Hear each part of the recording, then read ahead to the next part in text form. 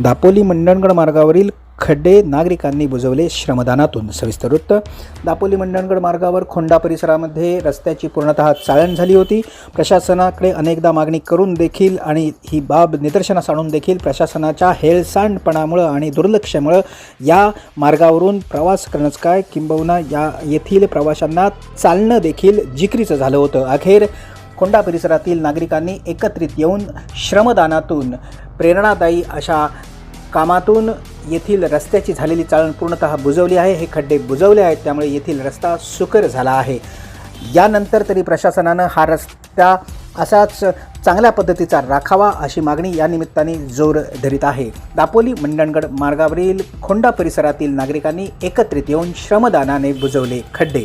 विशेष प्रतिनिधी सलिंद्र खान आणि प्रशांत परांजपेसह निवेदिता, फास्ट न्यूज, दापोली।